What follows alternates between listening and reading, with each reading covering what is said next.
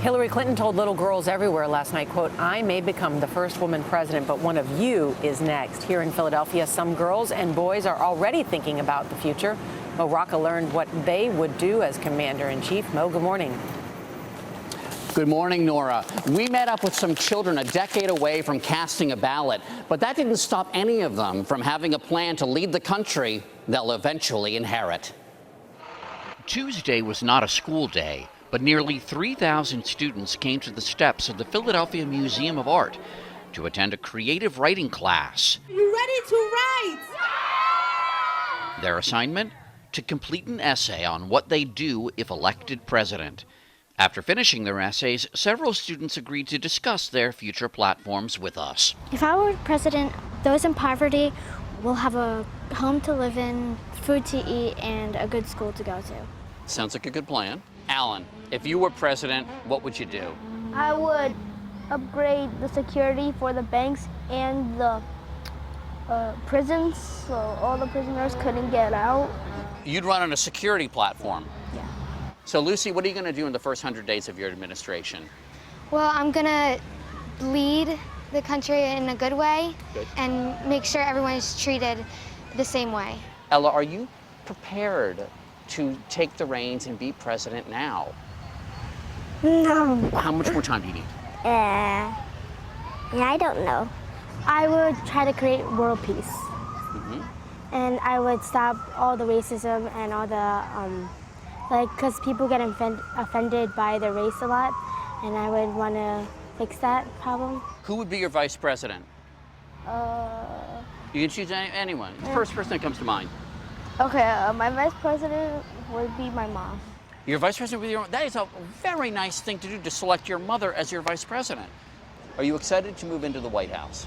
Yes, because there's going to be a lot of rooms. It's going to be a big house, so I'm excited. And what are you going to put in the rooms?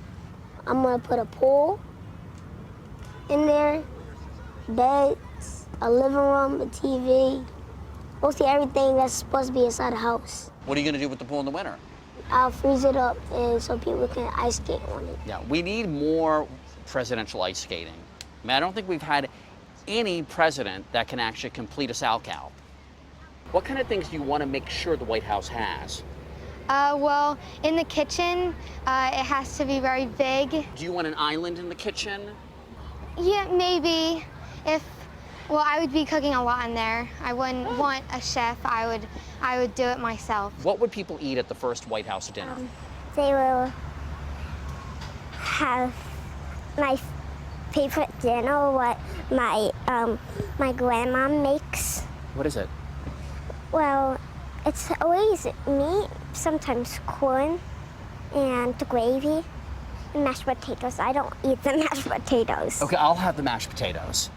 At the White House, they have state dinners where world leaders come. If you're going to do your own cooking, then are you prepared to be making meals from all around the world?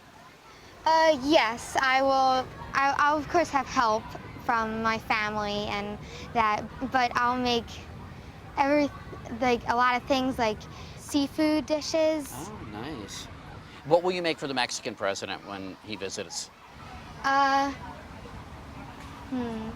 I will not make Mexican food for him, so then he can try something different. Very smart. This is why you are eminently electable.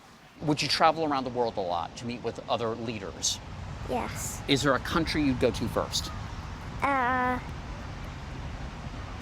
Singapore. Singapore? I did not see that coming. Phoebe, who are the important people you're going to invite over to the White House when you're president? Well, I like Selena Gomez. Oh, she's great. Yeah, she's a really good singer. And I would invite Hillary Clinton, too. And I really admire her and her work, so yeah. And if she doesn't win this election, she'll probably appreciate an invitation. Yeah. Right. Tuesday's creative writing lesson may set a Guinness World Record for attendance and was organized by Mighty Writers, a nonprofit aiming to teach kids to think and write with clarity. And it's nice to know that even in the midst of it's sometimes very tough politics that kids still dream of being president. No, I think it's interesting that at such a young age they're already talking about ending racism. Right. That clearly little kids that age are thinking about it. And then the little boy says his mom would be vice president, showing he's still a kid. I love that. Yeah, and one girl said her younger sister would be vice president. I said, isn't she already sort of your vice president? I mow your cars here. I know, it's the ankle thing, it fell off. All right. Thank you, Mo.